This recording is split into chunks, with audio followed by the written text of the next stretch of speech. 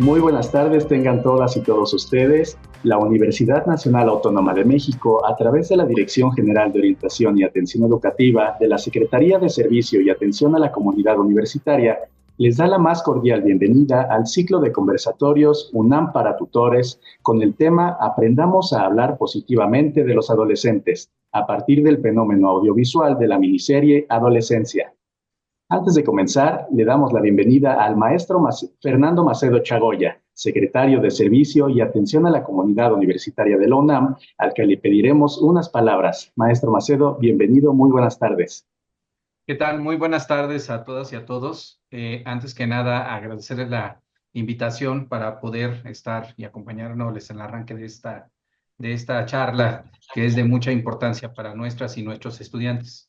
En primer lugar, agradecer al doctor Germán, quien muy amablemente me invitó, obviamente a todos los que nos están acompañando en este presidium, nuestros invitados, nuestras invitadas, y por supuesto a las y los tutores que nos están haciendo el favor de escucharnos en esta sesión. Y como ya se los he comentado en algún otro momento, la importancia de la tutoría es fundamental para el desarrollo de nuestras y de nuestros estudiantes. El acompañamiento académico que ustedes les dan les permite mejorar en mucho su desempeño, orientándolos y ayudándoles a que puedan mejorar en su desempeño, obviamente no interviniendo de manera directa, sino orientándolos para que ellos puedan tomar las mejores decisiones. Y en ese sentido, esto nos da la posibilidad de mejorar la eficiencia terminal, prevenir la deserción, darles una orientación más completa en muchos de los aspectos y, por supuesto, que su desarrollo profesional en el transcurso de este proceso de formación profesional que tendrán cada una de ellos, cada una y cada uno de ellos sea un éxito al final. Y precisamente la charla que tendremos el día de hoy nos permite abordar un tema que es de suma importancia y que corresponde precisamente a la manera en la cual llevamos a cabo nuestra comunicación con nuestras y nuestros jóvenes. Esperamos que la actividad que estamos realizando el día de hoy sea de mucha utilidad para esta labor que ustedes realizan de manera muy importante en nuestra universidad y desearles que sigan obteniendo los mejores resultados como se han tenido hasta este momento con las actividades de tutoría en nuestra universidad. De mi parte sería todo. Muchísimas gracias y agradezco nuevamente la invitación para dirigirme a todos y a todos ustedes. Muchísimas gracias. Les recuerdo, él es el maestro Fernando Macedo Chagoya, secretario de Servicio y Atención a la Comunidad Universitaria de la UNAM. Muchísimas gracias por sus palabras. Saludamos también al doctor Germán Álvarez Díaz de León. Él es director general de Orientación y Atención Educativa de la UNAM, a que de igual manera le pedimos unas palabras. Doctor Álvarez, buenas tardes, bienvenido. Pues es un gusto tener a los amigos que invitamos de última hora. Son gente muy ocupada, pero muy valiosa, y seguramente su participación aquí nos va a satisfacer a todos. Hay hasta el momento 500 asistentes, muchos son tutores, gente de sistema incorporado y una variedad de personas que están interesadas en el tema. En el mundo, millones vimos esta serie, estamos impactados muchos de nosotros, y algo tienen en común todas las personas que nos acompañan. Los maestros Fernando, tanto Nazario como Macedo, la maestra, la doctora, porque todos somos gente que tenemos alumnos que los respetamos, los queremos mucho. Algunos somos padres, yo soy abuelo, y nadie nos dijo cómo ser abuelo, ser padre, ser maestro. Me parece que esa responsabilidad es importante, y yo agradezco a la doctora Wendy Bautista, que es la que nos ha organizado y conjuntado en esta tarde. Entonces yo me complazco de poder ser alguien que esté testimoniando esta importante reunión.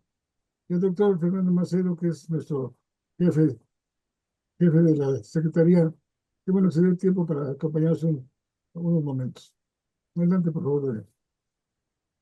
Muchísimas gracias, doctor, por sus palabras. Les recuerdo el doctor Germán Álvarez Díaz de León, director general de Orientación y Atención Educativa de la UNAM. Muchísimas gracias por acompañarnos. Ahora sí, para iniciar, les presentaré a las y los participantes que participarán en este conversatorio.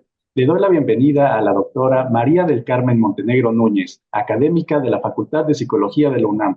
Doctora Montenegro, bienvenida, buenas tardes. Gracias, por la invitación. Buenas tardes a todos y todas. Muchísimas gracias a usted por el tiempo. Saludo también al doctor Ángel Corchado Vargas, académico de la Facultad de Estudios Superiores Iztacala de la UNAM. Doctor Corchado, bienvenido, buenas tardes. Muchas gracias a todos y a todas por su presencia. También gracias a la DGOAE por la invitación. Con mucho gusto estamos aquí. Muchísimas gracias, al contrario, muchísimas gracias a usted. Le doy la bienvenida también a la doctora Lilia Berta Alfaro Martínez, directora de la Escuela Nacional Preparatoria número 8, Miguel E. Schultz, de la UNAM. Doctora Alfaro, bienvenida, buenas tardes. Muchísimas gracias por la invitación. Muchas gracias a los organizadores y a la DGOAE por invitarme a esta reflexión tan interesante. Gracias. Gracias, un gusto tenerla con nosotros esta tarde. Saludo también al maestro Fernando Nazario López, académico de la Escuela Nacional Preparatoria número 2, Erasmo Castellanos V, de la UNAM. Maestro Nazario, bienvenido, buenas tardes. Muchísimas gracias, muy buenas tardes. De verdad, muy agradecido por la invitación a participar en este conversatorio. Muchísimas gracias. Bienvenido, muchísimas gracias. Un gusto tenerlo con nosotros. Y finalmente saludo a la moderadora de este conversatorio. Le doy la bienvenida a la doctora Wendy Abigail Bautista Montoya. Ella es coordinadora del Centro de Orientación Educativa de la DGOAE UNAM. Doctora Bautista, bienvenida, buenas tardes. Buenas tardes, muchas gracias. Un gusto que esté con nosotros, muchísimas gracias. Y antes de iniciar, les comparto que a lo largo de la sesión, ustedes, los espectadores, nos podrán hacer llegar sus comentarios, preguntas y reflexiones a través del apartado de preguntas y respuestas que se encuentra en la parte inferior de las pantallas. Atentos, preguntas, reflexiones y comentarios en el apartado de preguntas y respuestas. Muchísimas gracias. Sin más por el momento, cedo las cámaras y los micrófonos a la doctora Bautista Montoya. Adelante, por favor. Muchísimas gracias a todos por compartir este momento en un tema tan sensible que hoy nos convoca, que hoy nos preocupa y del cual nos estamos ocupando desde la UNAM. El objetivo de este conversatorio es fomentar un diálogo reflexivo y constructivo sobre la representación de la adolescencia en los medios y en el lenguaje cotidiano, con el fin de promover una visión más positiva, realista y respetuosa de esta etapa de la vida. En este sentido, en un tiempo de máximo de hora y media, 90 minutos, haremos 5 bloques, cada uno de 10 a 15 minutos, donde se discutirán preguntas que nos preocupan mucho a los tutores, de cómo acercarnos a los jóvenes, el tipo de diálogo que hay que establecer con ellos y también de cómo manejar límites e información en torno a ello. Veremos diferentes temáticas sobre cómo promover un discurso positivo sobre la adolescencia y el papel de los medios, sobre las realidades psicológicas versus la representación en la miniserie Adolescencia, la influencia de adolescencia en la percepción pública de los adolescentes, en el transitar del adultocentrismo a la valoración de las perspectivas adolescentes, el papel de los medios audiovisuales en la construcción de la identidad adolescente y los principales obstáculos psicológicos y sociales para una comunicación positiva con adolescentes. Para concluir, con la creación o el fomento a una narrativa más positiva en torno a la adolescencia. Y así es como damos comienzo a este conversatorio e iniciamos con el doctor Corchado. Doctor Corchado, las redes sociales son la principal influencia para generar tales niveles de violencia como los expresados por Jamie en la serie de Adolescencia.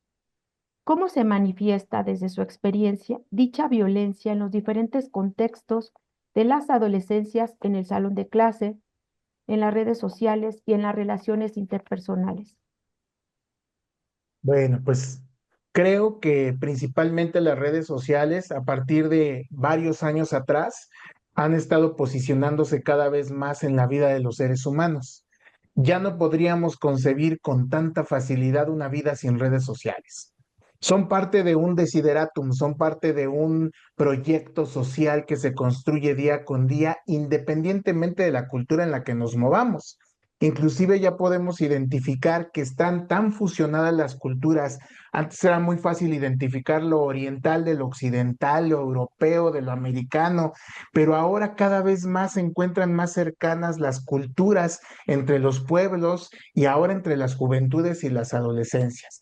Es ineludible que las redes sociales forman parte de la vida cotidiana y también es ineludible el hecho de que muchas redes sociales ya se salen de las manos, ¿no? Ya no es tan fácil el tener un control parental, un filtro, una supervisión para darnos cuenta hasta dónde nuestros adolescentes tienen acceso o no a las redes sociales.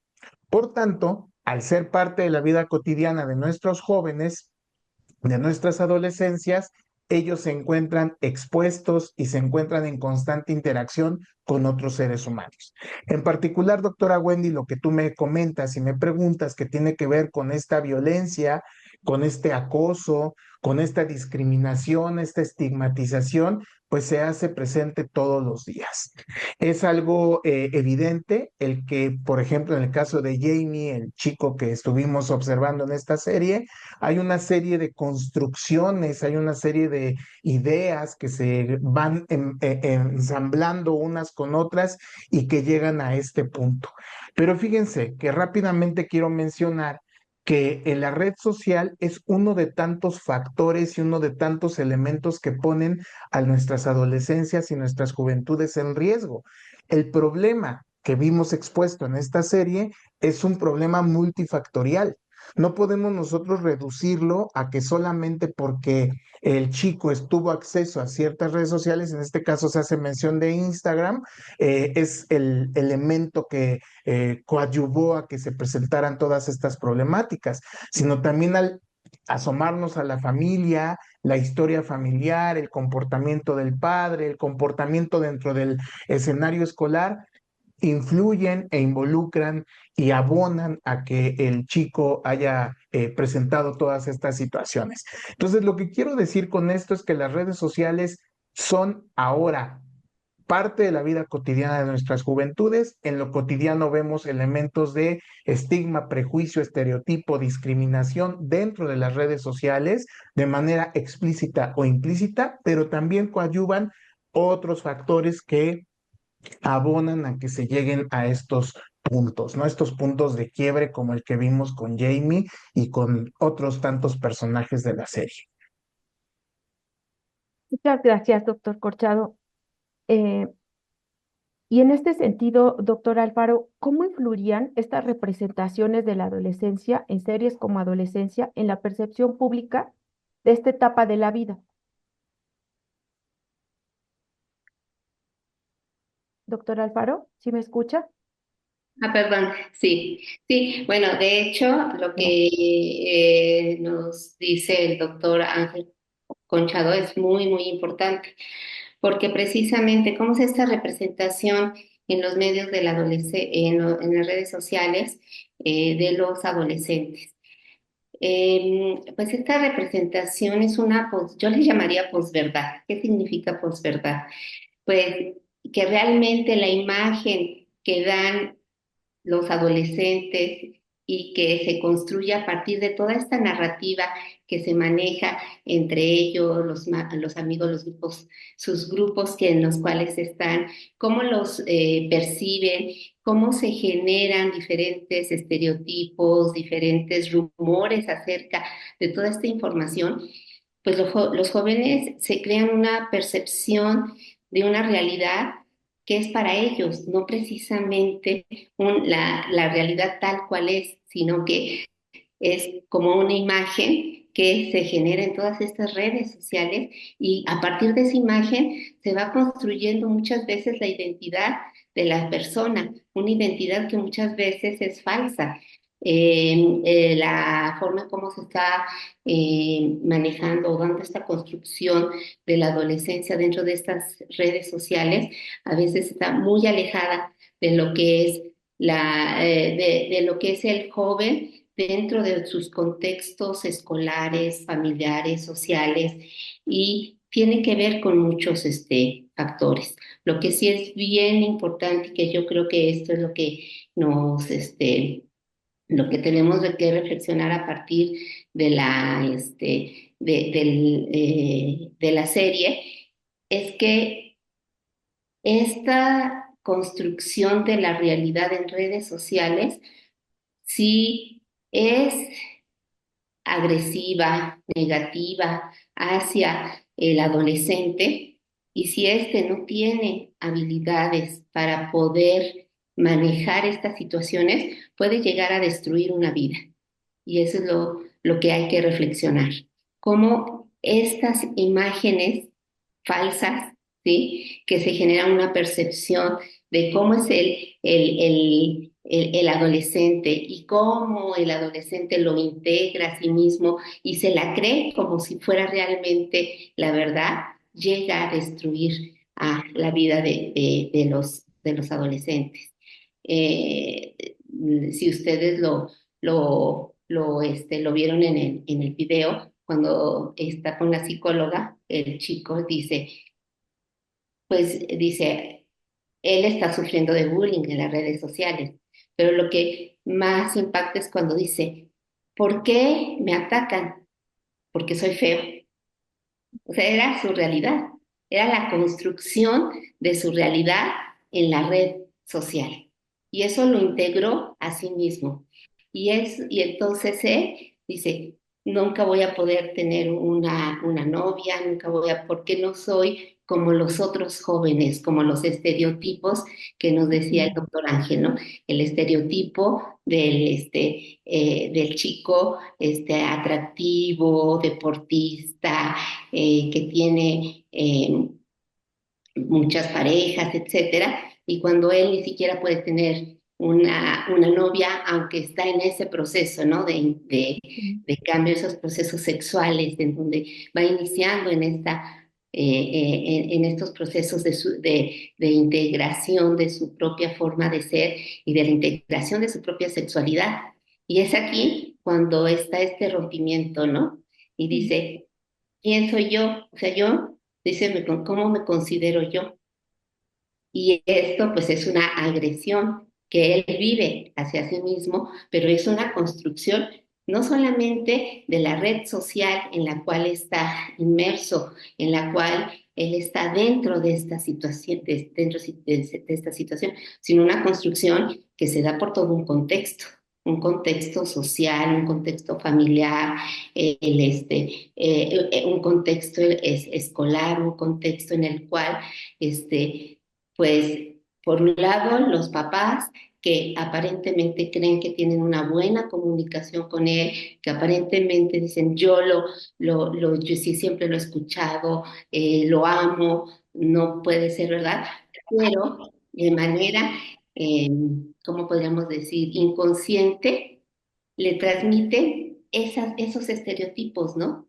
De cómo debe ser el niño deportista. Y entonces, y no lo ven, los papás no lo ven, ¿no? Y toda esta red de estereotipos que se ve en el video y que viven los jóvenes en nuestra actualidad y que es globalizado a nivel mundial, ¿no? Y cómo esta representación que él tiene, ¿sí? Lo va a llevar a una destrucción, y es la destrucción de su propia vida. Muchas gracias, doctora Alfaro. Y doctora Montenegro, ¿cómo podríamos, los tutores, los docentes, los padres de familia, madres de familia, cómo podríamos desafiar estos estereotipos que están marcados o se van perpetuando desde los medios o las redes sociales? ¿Qué sugerencias Gracias, tendría para ello? Ujú. gracias, Wendy. Pues mira que yo a lo que menos importancia le doy son a las redes sociales en esta película. Es un medio de comunicación como lo fue antes otras formas. No es otra cosa más que el medio. La comunicación es muy probable que siga siendo la misma. El doctor Ángel lo decía con mucha claridad, pues yo creo que más que atribuirle a las redes sociales hay que acostumbrarnos a ellas, porque todavía va a crecer, se va a desarrollar.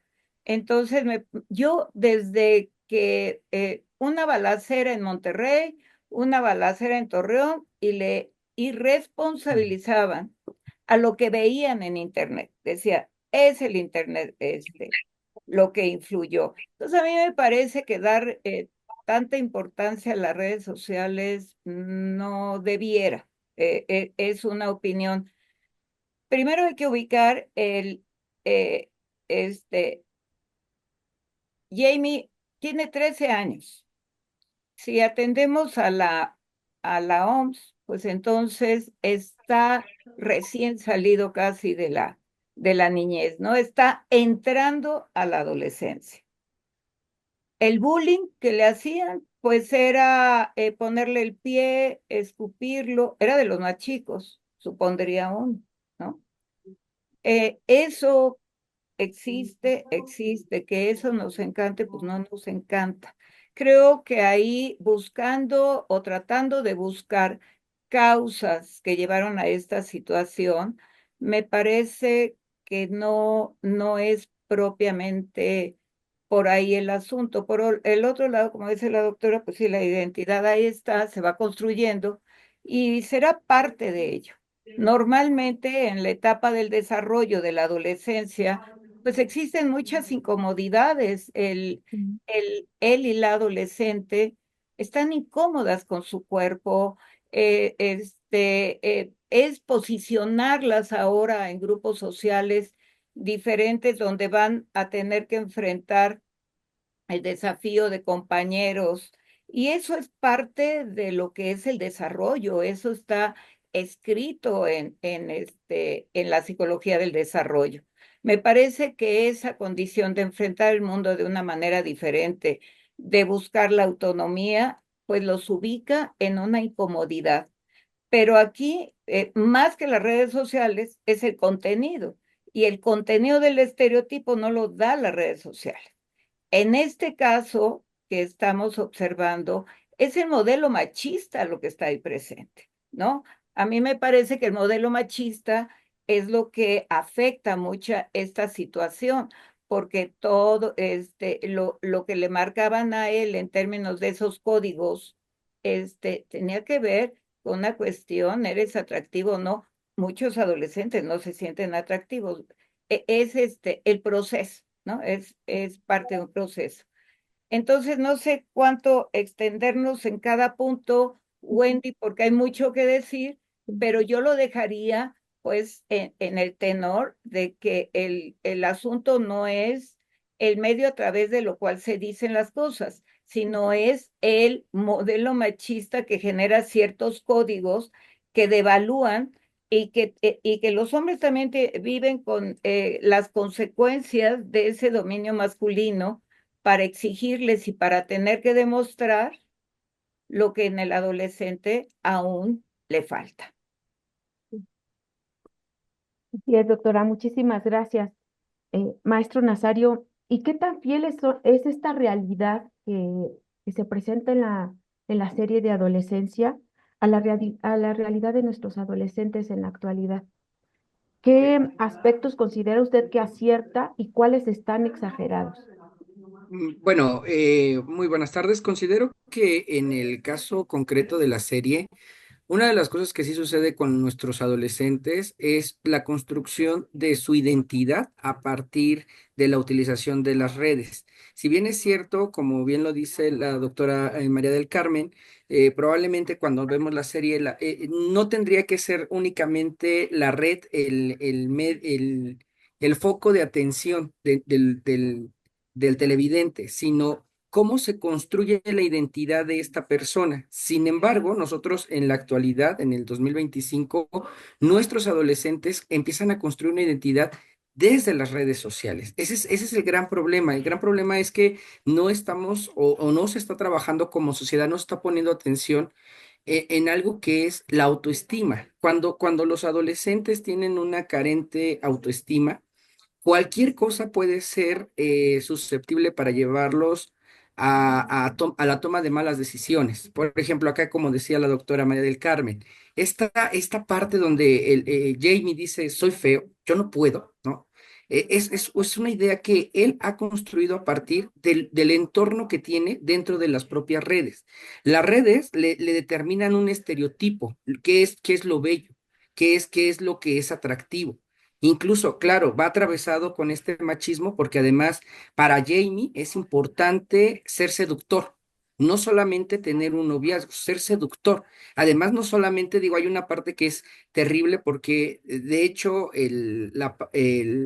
la persona que pues, es asesinada por Jamie, en realidad ella se vuelve vulnerable porque su imagen es transmitida a través de los compañeros digamos, mostrando ciertas partes del cuerpo. Y de momento él, y sobre todo cuando está en la terapia, le dice a la psicóloga, o sea, la viste vulnerable. O sea, quisiste aprovecharte porque tú sientes que no eres capaz con tus propias herramientas, con tus propios medios de conquistar a alguien, sino quisiste conquistarla porque la viste vulnerable, fue una presa fácil. Y que bueno, evidentemente pues ahí hay una serie de consecuencias que pues evidentemente nos da a entender que no fue así. Sin embargo, o sea, esto es lo que es relevante. Además, hay otra parte muy icónica de la serie que también está viviendo nuestros adolescentes. Nosotros, en nuestra época, en nuestro único medio de entretenimiento era la televisión, pero la televisión estaba muy controlada porque a veces solamente había una televisión en nuestra casa. No, claro, había otras personas que estábamos en la calle o que podían salir a la calle a jugar y pues eran otros espacios. Sin embargo, estábamos visibles. Hoy las redes sociales, la utilización de los dispositivos, pues permite que el adolescente pueda tener acceso a un montón de información, a un montón de medios que no tienen un control. La propia madre reconoce en algunos momentos, dice, bueno, es que yo lo veía, yo entraba a su cuarto, le decía, ya está tales horas, tienes que dormir, y él apagaba la luz, pero continuaba en el dispositivo, y yo no era capaz de interactuar con ese dispositivo, ¿no? Entonces, eso también permite que esta construcción y estos peligros que tienen las redes y que nuestros adolescentes están viviendo, porque eso es una realidad, nuestros adolescentes de 11, 12, 13 años tienen acceso a un mar de posibilidades. Y como bien decía el doctor Ángel, si bien es cierto está el control parental, hay ciertas plataformas que ya ni siquiera ese control parental es suficiente para tener el control, ¿no? Entonces, es ahí donde se desborda, donde tenemos esta problemática de qué es lo que están viendo nuestros adolescentes. Un poco creo que lo que tendríamos también que reflexionar es la manera en que estamos interactuando con nuestros estudiantes, con nuestros hijos, interesarnos incluso a veces por lo que están viendo y no con esta cuestión inquisitiva. ¿No? De eso está mal, eso es incorrecto. Simplemente conocer.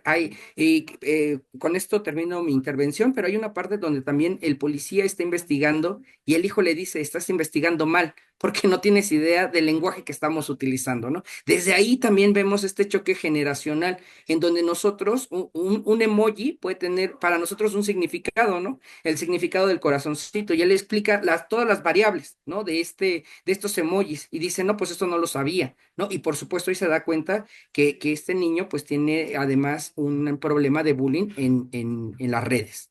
Muchas gracias. Muchas gracias, maestro Nazario.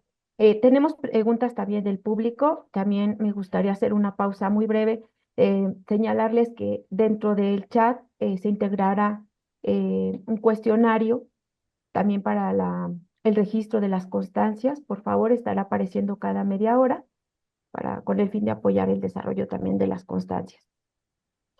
Tenemos una pregunta de Adriana Muñoz Hernández, quien nos menciona, me parece importante resaltar varios elementos que se encuentran inmersos en la serie, como la autoestima, pertenencia, la búsqueda de ser integrado en grupos de adolescentes, el lenguaje entre adolescentes, comunicación adolescente-adulto. ¿Cómo apoyar a la construcción de la autoestima en ese sentido? ¿Y cómo ayudar a reconocer límites para sentirse perteneciente a un grupo? ¿Cómo lograr entender su lenguaje para ser más asertivo?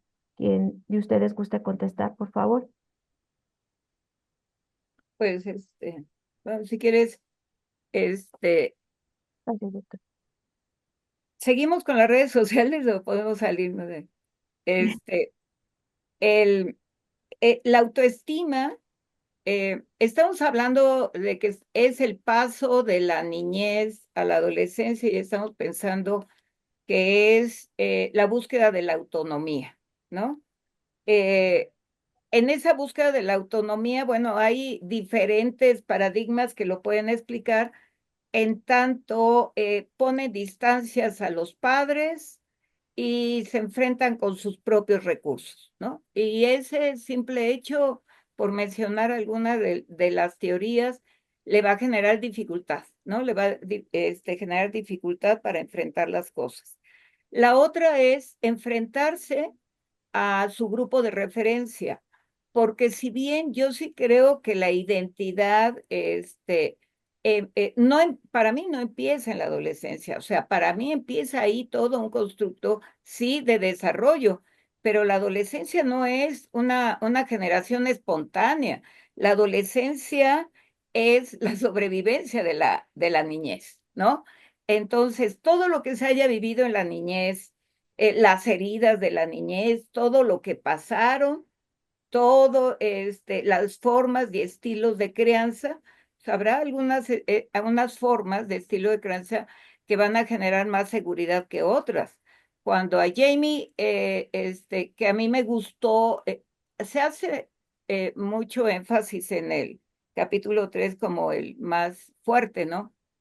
Pero a mí me encantó ver el espejo en la narrativa entre Jamie, que le decía a la psicóloga lo que sabía que su papá pensaba de él, que no estaba orgulloso de él, que nada le venía bien con él por su falta de habilidad en el fútbol y no sé qué. Y la interpretación del propio padre de él, ¿no? El padre parecía esa herida narcisista, se sentía él mal y se sentía observado y burlado por la incapacidad de Jamie de jugar. Jamie captó perfectamente bien que él no estaba a la altura de las circunstancias para el padre y siempre buscó el encuentro, incluso hasta el final con la llamada que dice, pensé que estábamos tú y yo solos, ¿no? Entonces ahí esa condición de el mensaje es, tú no puedes, qué desilusión, te falta habilidad, como el propio detective, ¿no? Que le dice a su hijo, ay, sí, medio recuperando los tiempos, le dice, te invito a comer lo que quieras. Y entonces van en el camino y le dice, ¿a poco sabes hablar francés? Le dice, sí. Ay, no, estás destruyendo el idioma. Y luego dice, ¿qué quieres comer? Hamburguesas, ¿dónde? En el sushi. Pero qué barbaridad, o sea, no le gustó nada, ¿no? Y un chico también, pues, muy inseguro. Entonces, la inseguridad o la seguridad no son la manita levantada, los corazones rojo, amarillo, azul, etcétera, sino es también los recursos con los que llegan y enfrentan una situación y enfrentan los desafíos. Sabemos, pues es Inglaterra, pero tremendamente falocéntrica, ¿no? Y no solamente Jamie, no solamente Jamie, sino ahí hay una condición como digamos, lo que aquí se llamaría, ¿no? La ley Olimpia o la modalidad digital de pasar una imagen de chica como trofeos, ¿no? Otra vez nos vamos a ese modelo machista, que yo creo que la educación, yo creo que la universidad puede hacer mucho para tratar de visibilizar esas historias de trofeos de los jóvenes y el trofeo son las medallas de las imágenes de las mujeres. Es ahí donde yo creo que tenemos que incidir mucho. Entonces, si sale del padre que no le gusta nada de él y llega a una escuela donde naturalmente le pueden decir, o creo, voy a decir una tontera que luego no me gusta, pero que siempre lo han dicho, el grande contra el chico, ¿no? Este, no es, no es la forma para destruirse o autodestruirse, más bien la forma para autodestruirse o destruirse tiene que ver con esa subjetividad que es construida en la infancia y en la adolescencia. Más que estar encerrados en un cuarto, antes se encerraban en un cuarto, pero estaba el ángel de la guarda que veía todo lo que hacían, ¿no? Entonces hoy hablan, pero es la misma cosa. Los medios son los que han cambiado. Y es, doctora. También algo importante es la participación que tenemos como docentes y tutores. Por ejemplo, María Guadalupe Zúñiga nos plantea esta reflexión también, ¿no? Dice, otro asunto es el rol docente, cuyas actitudes, como se observan en la miniserie, es de personas intolerantes. La forma en que les hablan a los alumnos es con gritos y dando indicaciones tajantes. Es donde debemos reflexionar. Y en ese sentido, eh, doctor Corchado, ¿en qué momento considera eh, usted que perdemos la comunicación como tutores, como autoridades institucionales, como padres, madres y docentes con las adolescencias? Yo creo que, así como la doctora Montenegro dijo que no podemos seguirnos centrando y recargando en las redes sociales, yo creo que tampoco podemos seguirnos recargando en ver que la adolescencia es un momentum del desarrollo que hace una cosa diferente en la persona. Porque si nosotros seguimos viendo a la adolescencia como un punto crucial o un punto específico o un punto característico que hace que esa personita dócil, chiquita, obediente y que respondía a los mandatos de los papás, de los maestros y de todo el mundo, ahora se convierte en un adolescente, seguimos cayendo en el mismo bucle de marcar una diferencia. Y esta diferencia es discriminación, no hay otra palabra. Seguimos construyendo la idea de que el adolescente tiene que ser tratado con pincitas porque está, así como dijo la doctora, voy a decir una tontera, pero pues es una palabra que se sigue utilizando. Está en la edad de la punzada. Con mucho dolor yo he escuchado a profesores de bachillerato diciendo que trabajan con aborrecentes, ¿no? O sea, imagínate nada más el que se siguen utilizando términos peyorativos, es que ya estás en la edad de la punzada, estás en la aborrecencia, es que ya empezaste a cambiar y entonces antes obedecías, ahora ya no obedeces, ahora cuestionas. Si seguimos nosotros marcando y pensando que algo se perdió en el camino y que ese camino estuvo marcado por la adolescencia, yo creo que vamos a caer en el mismo bucle. Yo creo que justamente como también yo lo mencionaba al principio, necesitamos revisar toda la historia de vida de la persona y necesitamos ver que la autoestima, el autoconcepto, la seguridad personal, las habilidades sociales, las habilidades de comunicación, la gestión emocional, la manera de expresarnos son de toda la vida. Lo que pasa, y creo que mis colegas que están aquí lo podrán a lo mejor refrendar y apoyar, es que la adolescencia está marcada por un dispositivo social. La adolescencia no es una edad biológica. La pubertad está por ahí involucrada, pero la adolescencia está determinada por un proceso de tipo social. Y si socialmente se siguen perpetuando estos estigmas de que el adolescente es difícil, de que el adolescente se encierra en su cuarto, de que el adolescente no quiere interactuar con los adultos y demás, seguiremos pensando que algo se perdió y que entonces nosotros tendríamos que jalar la cuerda para que esto vuelva a la normalidad, entendiendo por normalidad a que en la infancia y en la niñez estas personas obedecían, se integraban, iban a donde nosotros decíamos, etcétera. Es verdad lo que dice la doctora Montenegro en que pues seguimos bajo una luz, bajo un halo, bajo un domo de machismo y también es muy lamentable el que el machismo no solamente lo ejercen los varones, no solamente lo ejercemos nosotros, también muchas mujeres se encargan de seguir perpetuando este modelo machista, hegemónico, de la masculinidad tóxica, donde el hombre no debe expresar sus emociones, donde el hombre no debe más que demostrar que es feo, fuerte y formal, donde el hombre tiene que demostrar que es rudo y que entre más mujeres pueda conquistar o más sexualiza a la mujer, más poderoso es. Entonces es un problema complejo, definitivamente, pero también lo que comenta la profesora que hizo la pregunta me parece muy valioso. En este escenario de la serie, en el escenario escolar, se observan muchos descuidos. Y no me refiero a los descuidos de que se agarran a golpes o se golpean en el patio de las canchas deportivas o que ya de pronto no pusieron atención a las películas o a los videos que les ponían los maestros, que es su única manera de dar clases. Qué barbaridad, ¿en dónde lo habremos visto, verdad? Esto se repite mucho, sino un descuido en general al autocuidado emocional. ¿Sí? El que, imagínense ustedes a Jamie no pudiendo expresar el dolor, el pesar que sentía desde pequeñito ante la reacción de su papá cuando se iba al fútbol, ¿no? Y que aparte era real, o sea, era una percepción no tan errónea, porque después el papá lo dijo, el papá también dijo, es que yo me sentía de esta manera, me sentía observado, me sentía exhibido.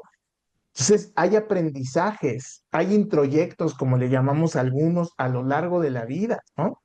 Y ya por último, pues también decirles que pues es bastante notable y bastante significativo el ver cómo las reacciones del papá cuando van a la ferretería son tan similares a las reacciones de Jamie cuando está en la entrevista con la profesional, que tengo dudas si era psicóloga o era trabajadora social, porque por ahí en una sinopsis leí que era más bien una trabajadora social, pero no sé, pero bueno, el trabajo de intercambio que tuvo la profesional con el niño, esas reacciones tan abruptas, estos cambios de comportamiento, pues ahí tenemos un modelo, ¿no? Que el niño también vio en casa. Entonces, Sí. está interesante este asunto. Y y sobre todo que también a nosotros como tutores nos toca promover el desarrollo de habilidades socioemocionales que muchos están inmersos en las relaciones interpersonales de las adolescencias, ¿no? En el aula. También muchas de ellas es la generación de espacios seguros, por ejemplo, de escucha para exponerte, porque a veces no existen dentro de las instituciones. Y que esta escucha activa a veces tampoco existe. Y en ese sentido, doctor Alfaro, perdón, ¿qué papel jugarían estas relaciones interpersonales desde la amistad, la familia, los estereotipos, con el desarrollo de los personajes y con las adolescencias que vivimos dentro de bachillerato, licenciatura en la UNAM? Así es, Wendy. Bueno, para contestar esta pregunta, sí me quisiera retomar algo que ya se ha mencionado en este panel con el doctor Ángel, el maestro Fernando y la doctora María del Carmen. Eh, También tenemos que voltear a otros escenarios, no únicamente redes sociales o la escuela. Tenemos que voltear a las relaciones padres-hijos. Es fundamental porque la identidad se construye desde que el niño nace, ¿sí? Está inmerso en una familia, está inmerso en un contexto social, va a desarrollarse de acuerdo a la forma y cómo lo están o lo están educando sus padres. Esto es fundamental para poder entender esas reacciones emocionales en las cuales eh, el chico, el protagonista de esta historia, manifiesta, ¿no? Si nosotros lo observamos, la falta de límites no está en la escuela. O sea, lo vemos que sí, hay una falta de límites en la escuela con los maestros que no pueden poner orden, que no hay una atención, que los ponen a ver videos. Sí, eso es evidente. Pero a lo que yo me refiero es que esta situación que expresan los adolescentes no surge en la escuela, surge en la relación que hay entre ellos, la familia y el contexto donde viven. Y entonces eso nos daría pie a revisar todavía más allá en la misma historia de los mismos padres, cómo han adquirido estos estereotipos que ya se han mencionado, ¿no? En esta mesa. ¿Cómo surgen esos estereotipos de una violencia encubierta? Porque al fin y al cabo, aunque aparentemente era una familia funcional, lo digo aparentemente, porque hay brotes de violencia, sobre todo del padre, cuando se desborda, cuando ya no puede controlar la situación. Ujú. Y seguramente eso había sido durante toda su vida, ¿no? Y entonces eso es lo que le está transmitiendo, sobre todo al niño que es el hijo varón, vemos aquí la parte machista, ¿no? El hijo varón en el que se tiene que comportar de cierta manera, que le tiene que gustar los deportes, que tiene que ser agresivo, que tiene que ser activo, cuando el chico es un modelo completamente diferente a este estereotipo machista, ¿no? Es un niño que le gusta estudiar, que le gusta la historia, lo vemos cuando le están preguntando, ¿no? El detective, qué materia le gusta más, etcétera. Dices, pues es un chico que no está encajando dentro de esos modelos machistas, pero también tiene contenida toda esa agresividad, que ese fue su estilo de enseñanza, a contener esa agresividad. No hubo el desarrollo de esas habilidades socioemocionales que le hubieran permitido responder de una manera más positiva ante las situaciones que se dan en la misma sociedad en su misma escuela, ¿no? Ni siquiera le expresaba a sus padres del bullying que estaba sufriendo. Y esa es la ruptura total de la comunicación. Y la base, yo creo, es poder tener esa comunicación de los padres hacia los hijos, porque entonces eso va a obligar a las instituciones a replantear este modelo que ahora vivimos, ¿no? Con profesores que le tienen miedo a sus propios estudiantes, o que al revés quieren tener un control tan estricto de ellos que es una falta de comunicación total y que los lleva a conflictos constantes. Nosotros lo vivimos en el bachillerato a diario. Los conflictos constantes con los profesores que no son más que un reflejo del conflicto que tienen con la autoridad de sus papás, en donde no hay límites. Por eso es muy importante la comunicación, el desarrollar estos lazos esos lazos afectivos que les van a permitir a los chicos desarrollar esas habilidades de regulación emocional. Sí es, doctor Alfaro.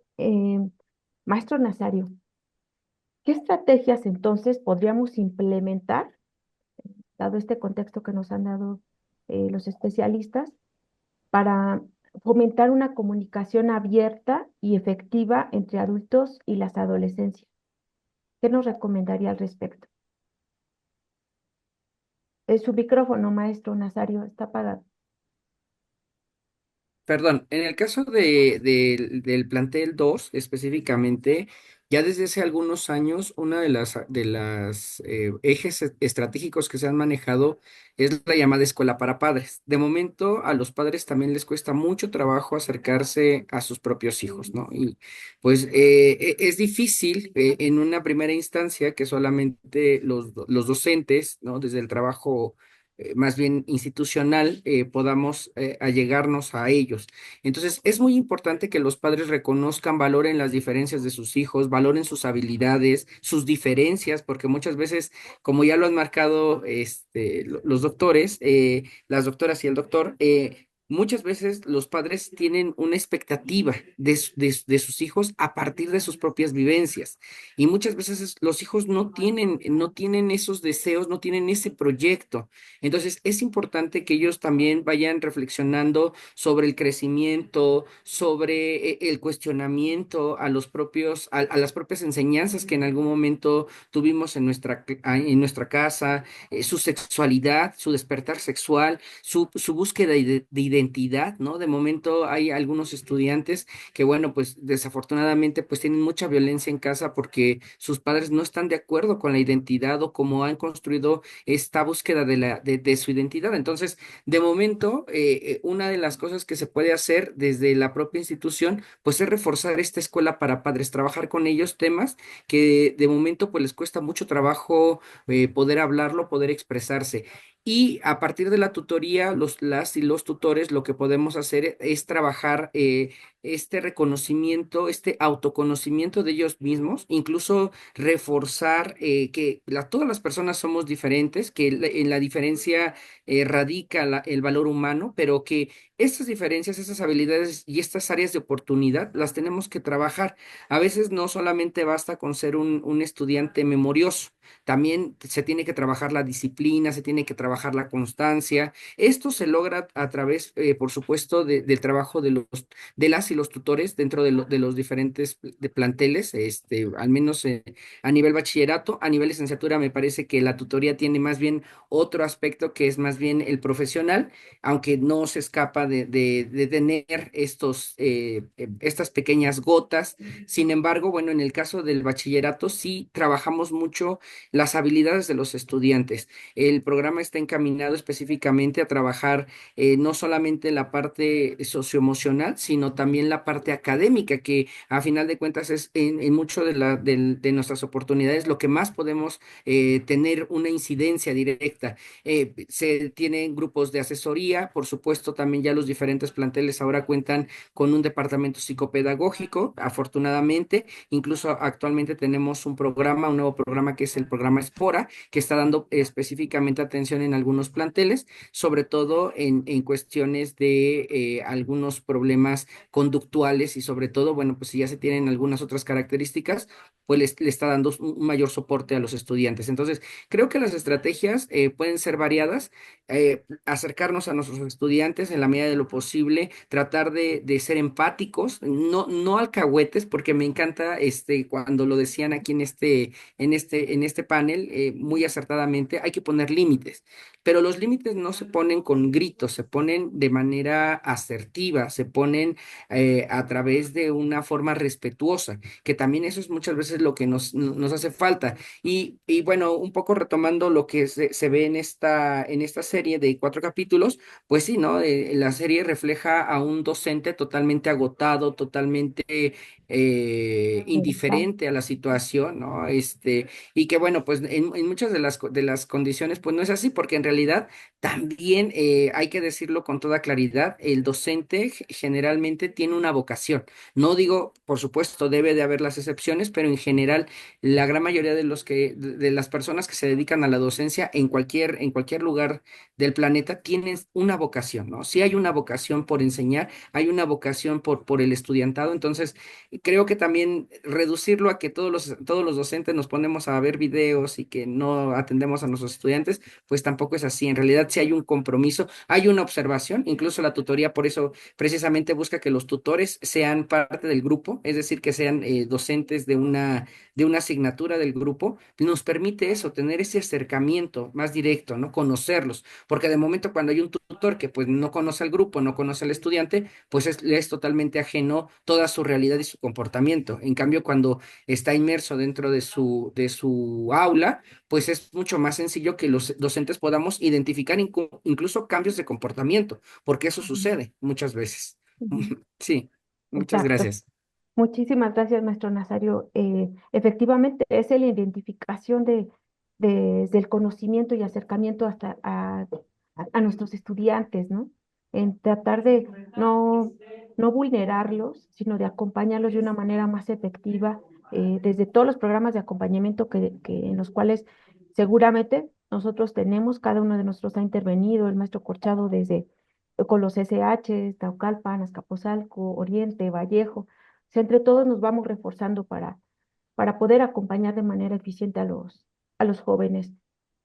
Doctora Mari Carmen, hay una pregunta muy específica que considero relevante para este conversatorio. Para la doctora Mari Carmen de Catalina García, ¿podría la madre o su cuidador prevenir el impacto negativo de lo devastador de vivir expuesto o vulnerado públicamente? Este, se cortó un poco, Wendy, es Ah, que se oye el ruido. Si me repite y además que sí, quiero hablar de todo lo que se habló. sí, doctora. Repito la pregunta de Catalina García. ¿Podría la madre o su cuidador prevenir el impacto negativo de lo devastador de vivirse exhibido o vulnerado públicamente? Ay, pobre madre, o sea, lo devastador de ser cuestionado socialmente, no lo sé bien si es eso. Yo creo que la madre puede hacer mucho, ser un gran soporte, pero también, como dicen, pues también hay límites de qué se está hablando, cuál es el impacto frente a qué, ¿no? Este, pero ya hay un impacto, más bien ya hay que buscar la manera de superar, y claro que la madre, el padre, la familia, las redes sociales, pues era sumamente importante, ¿no? Yo quisiera hablar de varias cosas, es que en cada una de las preguntas me parecía muy interesante, pero creo que me voy a quedar con esta pregunta de, del maestro Nazario de la escuela y la familia, ¿no? Este, a mí me preocupa mucho la falta de autonomía de los alumnos en licenciatura, y me parece que justo no hay un trabajo de una autonomía progresiva. Entonces, me parece que seguir pensando en articular escuela y familia es seguir sosteniendo que ellos son incapaces de lograr algo. Me parece que yo no lo vería por ahí. En alguno de los conversatorios que en algún momento tuvimos, pues a mí me parecía que las tutoras que han hecho un trabajo hasta ahora, pues deben de tener una información maravillosa, muy valiosa, que nos pueden alimentar mucho a los psicólogos y a todos los profesionistas. Deben de tener ahí una riqueza muy importante.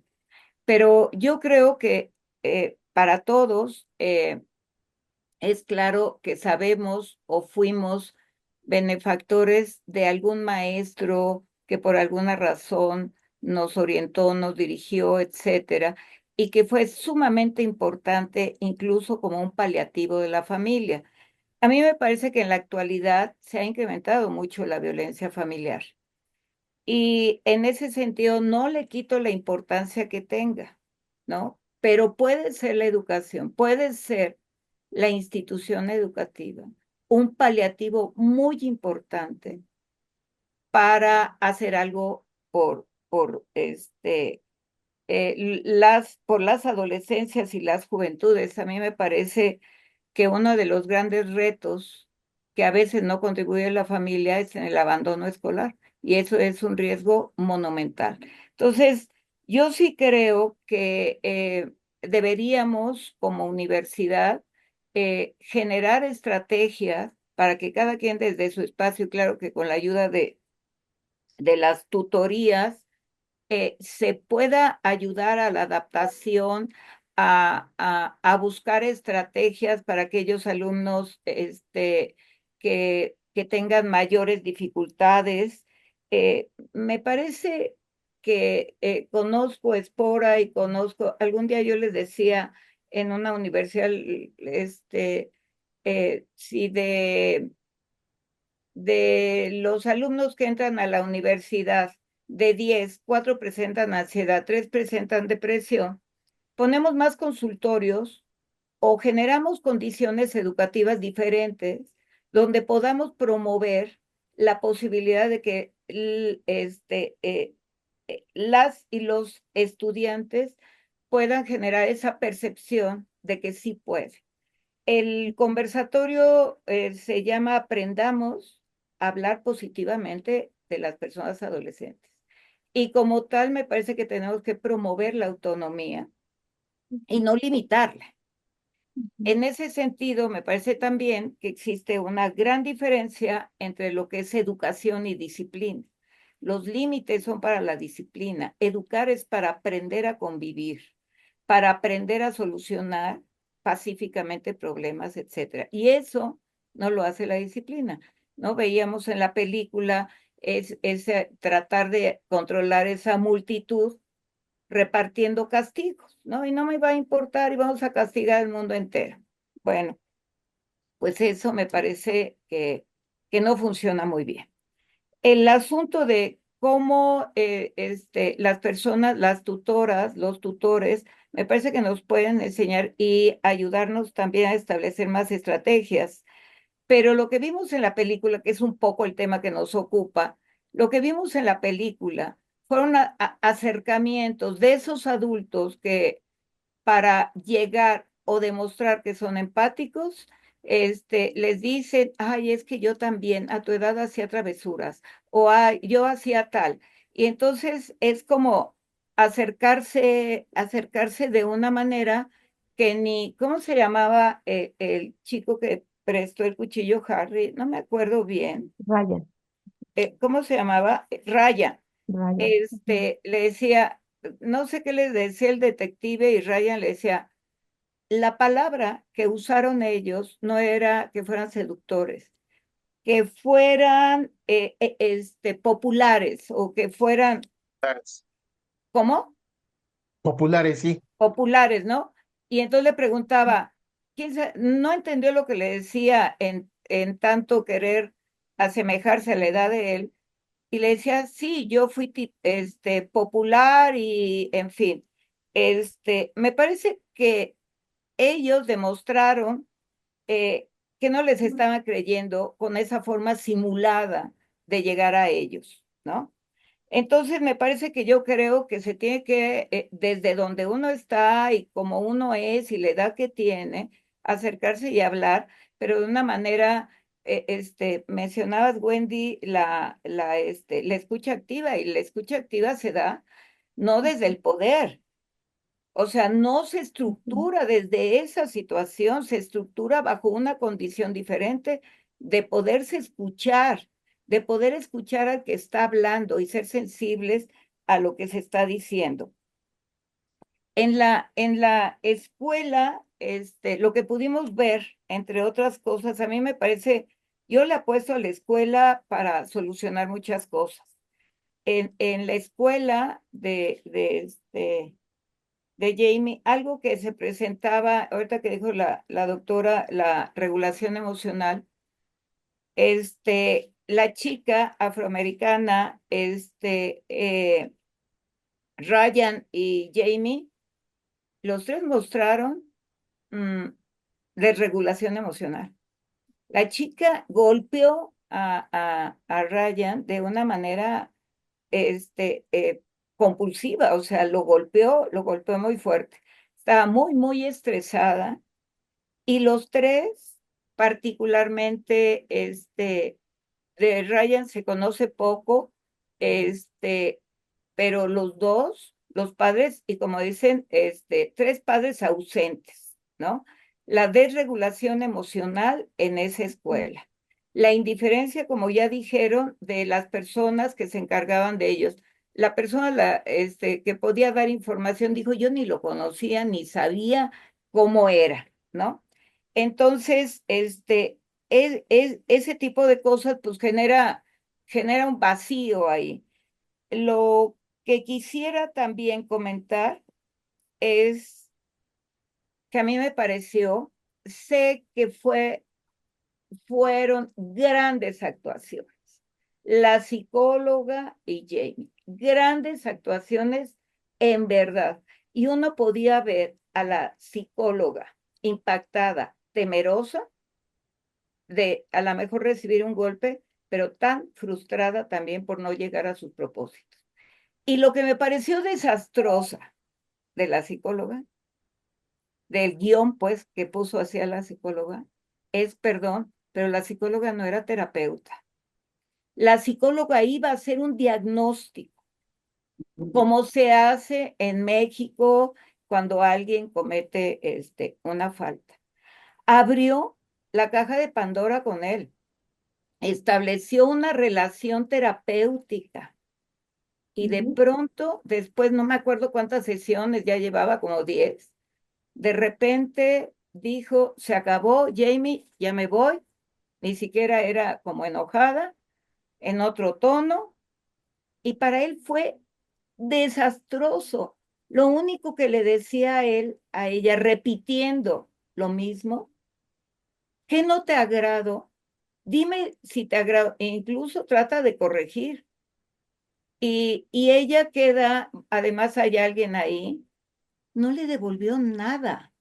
O sea, me pareció ese cierre terrible.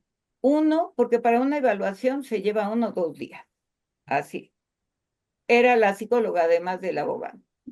Pero a ella abrió tremenda situación de él, que él fluyó mucho con su comunicación y de repente dice, hasta aquí se acabó, yo ya terminé con mi trabajo y me voy.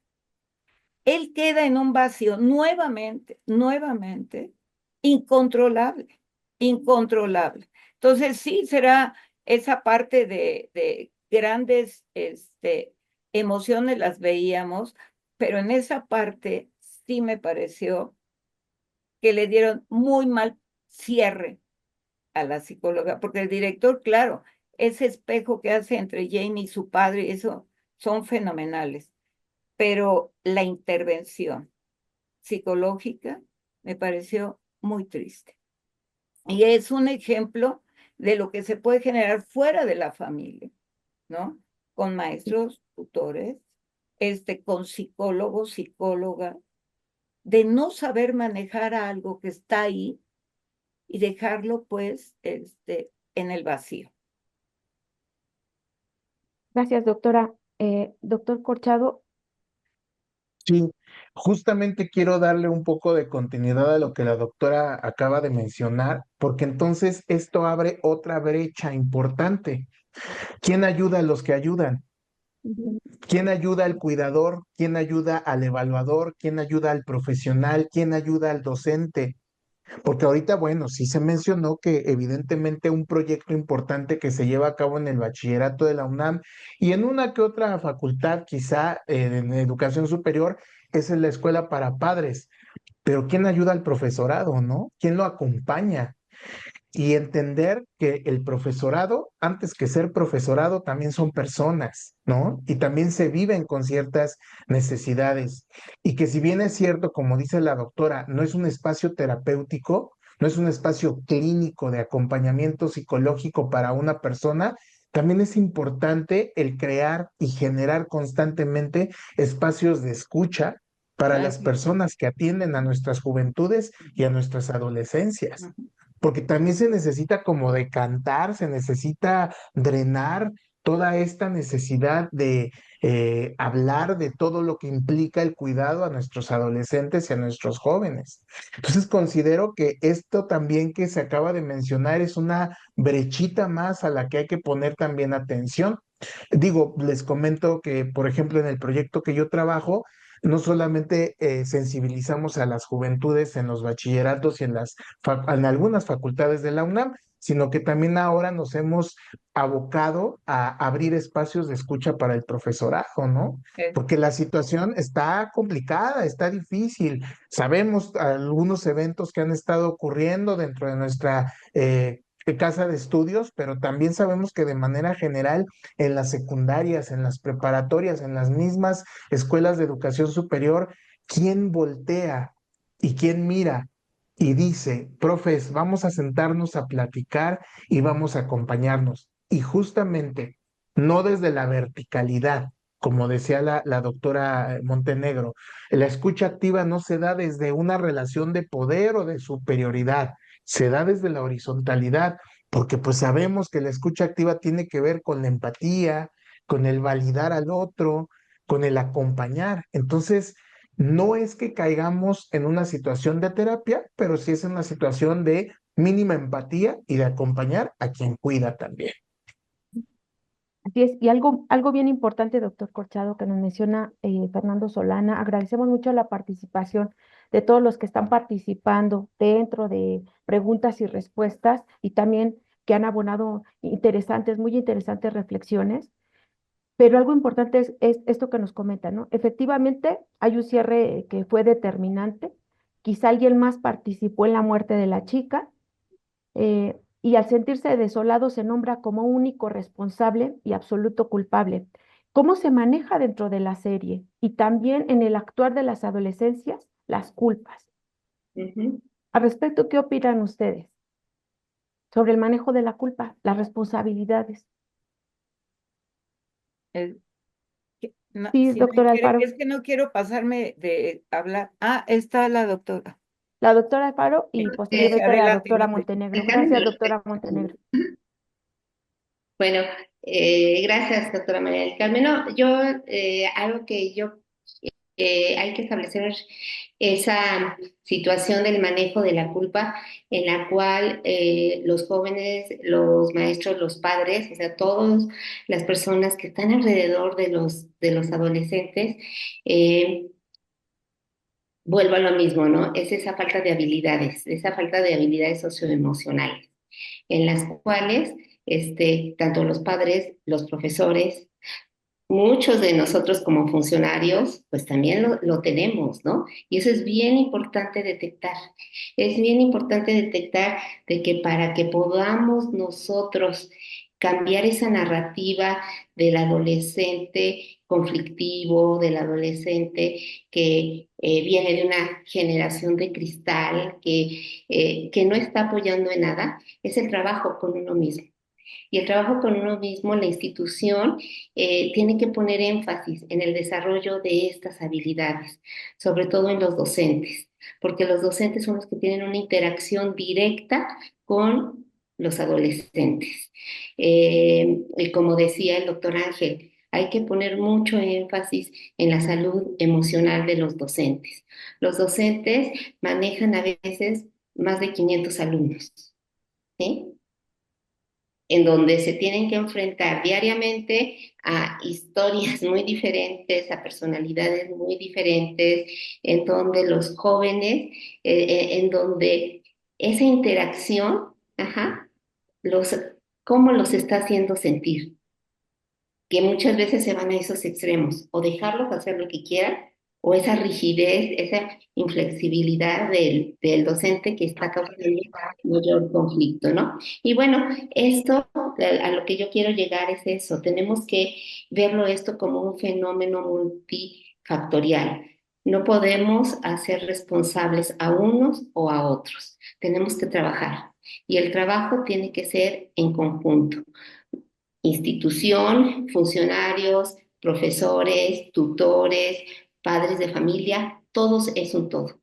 Tenemos que integrarnos, porque al fin y al cabo, en el bachillerato algo fundamental es darles esas habilidades a los jóvenes para que puedan enfrentar la vida con los conflictos que puedan llegar a tener.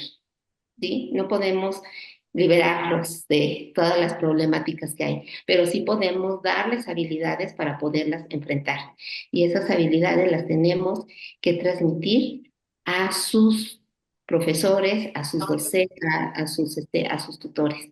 Entonces, el desarrollo de habilidades para la vida en los docentes y en los tutores es fundamental, primero en ellos mismos, para que entonces lo puedan manejar con sus estudiantes. Así es, doctora Alfaro. Gracias. Adelante, doctora Montenegro. Este, em, hablaron de la culpa, ¿no? La culpa, viene después de haber hecho algo. Estamos haciendo un trabajo, con, adolescentes en externamiento y se trabajó un taller y de ese taller se ha sacado alguna información. Entonces se plantearon como dos emociones previas a una actuación que no necesariamente, yo digo, es una toma de decisiones como cognitivamente se podría entender en su complejidad, sino que a veces son reacciones no pensadas, no planeadas, y que se pueden deber a emociones tales, por ejemplo, como el enojo o el propio miedo.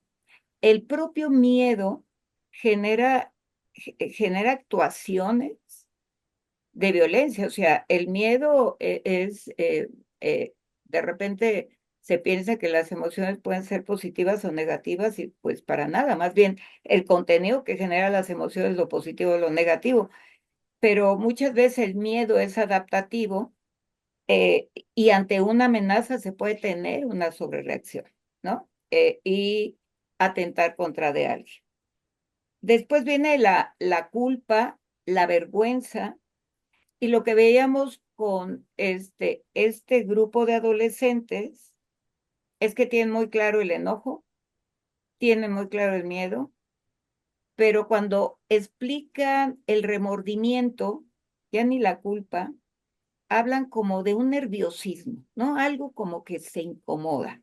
Es decir, no está ni siquiera cognitivamente incorporado en su repertorio, pero les da mucha malestar la vergüenza. Es decir, cuando hablan de un robo, lo que no hablan de que hicieron mal por robar o que a lo mejor lo que robaron le hacía falta a la persona, sino el que los hayan visto y que los señalen como rateros, que pasen y que les digan, ahí va el ratero. Es decir, el ser juzgado, el ser señalado socialmente, es un poco como las redes sociales, ¿no? O sea, ¿quién los marca? ¿Quién les pone tal cosa? Esa parte les afecta mucho. Me parece que el famoso asunto de lo del cristal, pues tiene que ver mucho cómo se les habla, ¿no? Y se compara con el pasado. El pasado aguantábamos chanclas, cinturones y no sé qué. Entonces esa comparación ahora, pues sí, o sea, con poco te quejas, ¿no? En mis tiempos era esto. Bueno, pues hoy son otros tiempos. La verdad es que, imagínense, yo soy psicóloga y clínica también. Entonces, no es que esté en contra de los consultorios. Lo que sí creo es que ha habido algo, no sé, pandemia, no sé si una sociedad tremendamente individualista que hoy hace que los chicos sean más ansiosos. Es posible, yo no lo sé, ni tengo la explicación, pero lo que sí sé, y como dicen los doctores, y para todos, es sí tener un soporte todos, de apoyo, de, de no solamente ser docentes, sino de la actualización en las estrategias de nuevas formas de enseñar, porque las personas pues sí están, los adolescentes están pues en todo lo que se les ocurra de internet y a veces pues simplemente la pandemia, yo digo que nos agarró este eh, eh, atropellamos la mano con la puerta porque no teníamos el conocimiento, a pesar de tanto, de las plataformas y los materiales didácticos y demás. Hemos aprendido desde entonces, pero ellos también. Entonces, les aburrió muchísimo el Zoom. Les aburrió mucho tomar clases. A través de las plataformas, porque evidentemente la escuela es algo más que enseñanza. La escuela es socialización, la escuela es la interacción, en la escuela se aprenden muchísimas cosas y no solamente en el aula de clases. Entonces, se vieron afectados mucho, mucho. Hay mucha asistencia, muchos registros de jóvenes de distintas facultades eh, que piden, ¿no? Que piden el apoyo psicológico y lo piden en ocasiones porque no quieren defraudar a sus padres. Estamos hablando de 23, 24 años. Entonces, hay esas ansiedades, no saben si van o vienen. Yo creo que eso no es responsabilidad, sí es responsabilidad, son sus experiencias. Pero lo que quiero decir es que cuando es una persona pues es esa persona, pero cuando son tantos, quiere decir que hay condiciones que están generando algo que no es favorable y que los que amamos ser docentes, yo estoy a punto de cumplir 50 años y amo la docencia, este, tenemos que estar buscando formas de llegar a ellos, no de que ellos lleguen con nosotros, de entender porque a veces no cumplen con ciertas cosas. Es una tarea, sí, complicada, no para todos, pero si cada quien pudiéramos en una partecita poder hacer eso, pues sería muy valioso. Eh, es, ha sido complicado también para los maestros. Tenemos muchos maestros de asignatura que tienen que irse de aquí corriendo a otro lado, etcétera, que tampoco tienen todo el tiempo del mundo para estar haciendo material didáctico más las horas más calificar por el mismo costo de las horas. Entonces sé que también eso forma un gran problema, ¿no? Y por último, diría, el, l- si las personas que hacen algo no tienen culpa, diríamos los psicólogos y desde un enfoque psicoanalítico son valores que se van aprendiendo, se van incorporando, igual que la empatía. O sea, si nadie se ha puesto en el lugar de él, nadie es compasivo, tal, pues eso no se aprende. Y la culpa, desde un enfoque psicoanalítico, tendría que ver con ese super yo que una vez que se rompen las reglas, se siente uno mal. Se siente uno mal por lo que hizo a otros, no porque vaya las consecuencias contra de uno, no, es la preocupación por el otro. Y me parece que justo eso es lo que no está presente, el otro. Por eso yo digo en ese individualismo tenemos que ir más allá, el otro debe de existir siempre. Y me Bien. parece que pensar en la culpa es pensar en el otro. Muchas gracias, doctora Montenegro. Maestro Nazario, algo muy breve para ir cerrando ya este conversatorio. Adelante. Sí, yo coincido, yo en el caso de la serie yo no veo la culpa, de hecho hay una escena donde, esta escena famosa, ese famoso capítulo 3 donde establece con la psicóloga, dice, yo no la toqué, pero si lo hubiera tocado se lo merecía, ¿no? En realidad él no hay un arrepentimiento de la acción contra la persona, ¿no? En realidad él efectivamente se siente señalado, se siente estigmatizado, pero por su alrededor, ¿no? Todo el mundo lo sabe y además obviamente la propia familia que también va a marcar otra forma de manejar las consecuencias, que tampoco es culpa porque bien ya lo ponían sobre la mesa en el momento que dice voy a cambiar mi decisión, voy a cambiar la forma en que voy a declarar. Pues sucede esto. Y nada más como último, haciendo un poco hincapié de la atención a los docentes. Es importante también señalar que en el caso del bachillerato, los tutores lo que tratamos de hacer es más bien identificar situaciones y canalizar, porque efectivamente nosotros no tenemos la preparación, nosotros somos, en general, somos profesionistas de ciertas áreas del conocimiento, pero no psicólogos.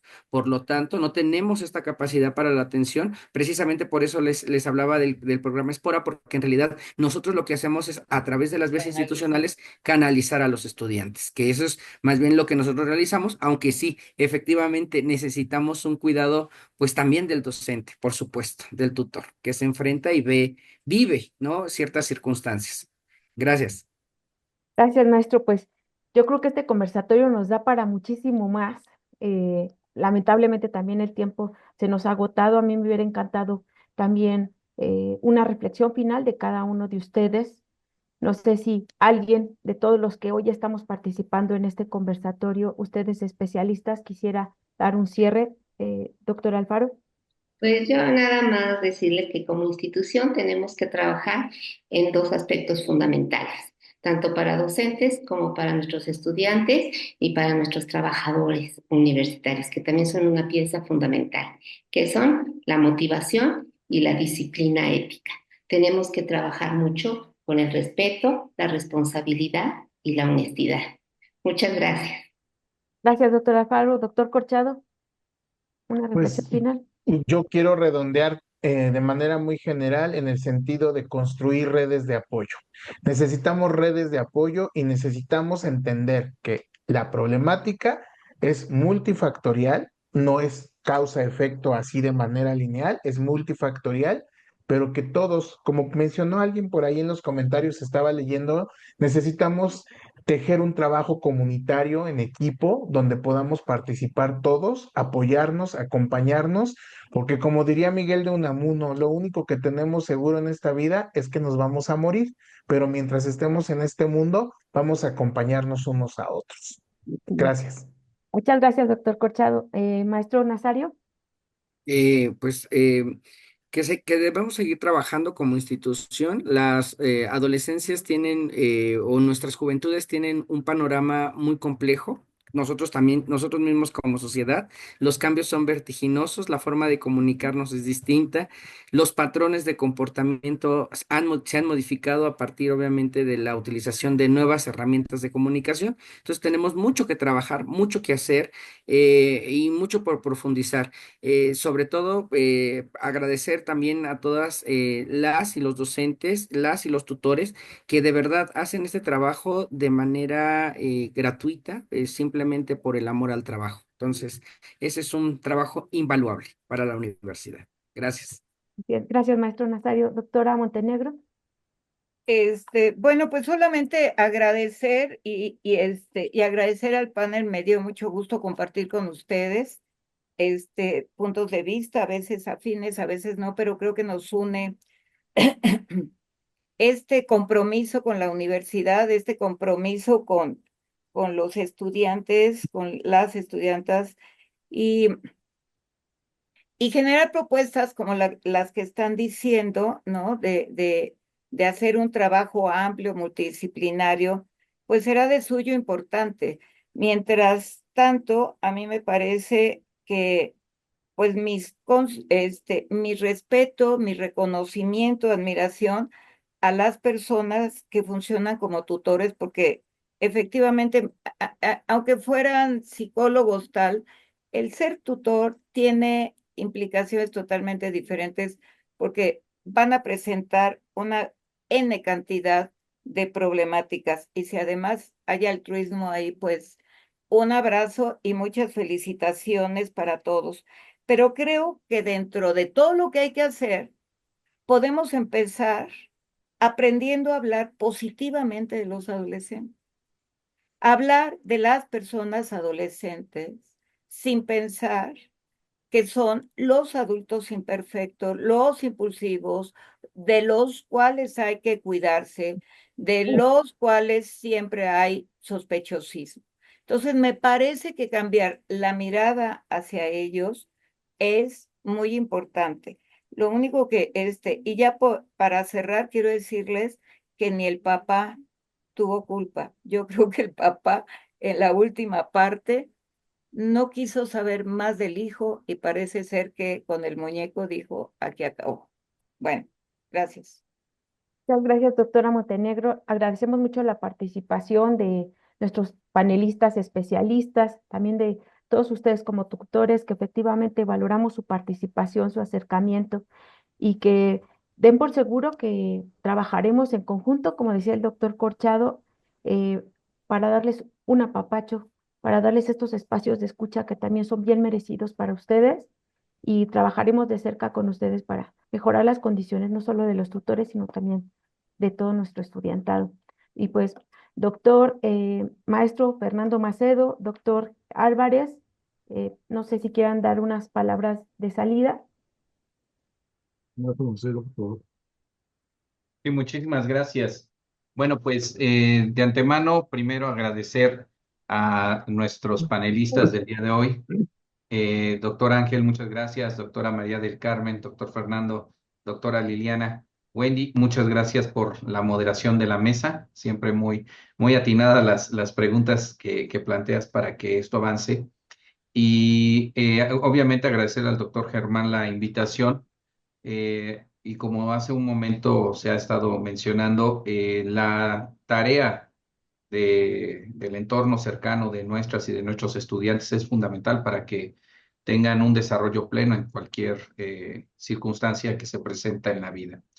Y algunas de las acciones que se realizan desde el enfoque tutoral y del acompañamiento puede ser una diferencia fundamental en muchos aspectos con respecto al desarrollo total y en algunos casos hasta la integridad física de los jóvenes. Por ello es tan importante el conocer estos temas.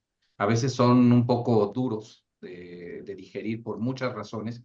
Sin embargo, considero que es muy importante que estas experiencias se estén compartiendo, ya que nos permite, de cierta manera, tener una perspectiva de cómo actuar a veces en un caso que puede ser adverso. De mi parte sería todo, felicitarles por el trabajo y felicitarles a todos los tutores por estarnos acompañando el día de hoy. La verdad es que fue una mesa espléndida. Muchísimas gracias. Pues a mí también me quisiera dar las gracias a nuestros amigos Ángel, Fernando, la doctora Lili, porque son gente que está en el ring, son gente que está en la solución cotidiana de problemas. Y yo, Wendy, la quiero reconocer especialmente a usted, porque el maestro Macedo, siguiendo las instrucciones del señor rector, ha puesto en el programa de tutoría algo que es importante para estos niños. Usted, con su infatigable creatividad, nos ha logrado poner a trabajar a todos. Y créanme que el maestro Macedo y yo le reconocemos y agradecemos mucho. Sin embargo, creo que hay una máxima que usted tiene. Ni todo el mundo puede ser tutor, ni todo necesita tutoría. Creemos en una tutoría distinta, diferente. Yo creo que este grupo selecto me invitó a usted el día de hoy, parte del pool que va a tener el maestro Marcelo, para más eventos que vamos a organizar en la Secretaría. Le agradezco mucho y reconozco el trabajo cotidiano del maestro Fernando Nazario en Prepa 2. Es un trabajo heroico. Y así de la doctora Liz ya en Prepa 8. Maestro Colchado, es usted maravilloso. Doctor Montenegro, la quiero mucho. Buenas noches y pásenla bonito. Gracias. Bueno, pues es así como damos por concluido nuestro conversatorio. Gracias por acompañarnos, que tengan un excelente fin de semana y recuerden que desde aquí, desde DEGUAE, los estaremos acompañando entre grupos de amigos para hacer que esta vez entre más nos sumemos, pues más lograremos en conjunto. Muchísimas gracias a todos. Buenas noches. Gracias, Wendy, por todo. Muchas gracias. Hasta luego. Gracias a Bye, todos bye, y mucho todas. gusto. Bonita noche. Gracias.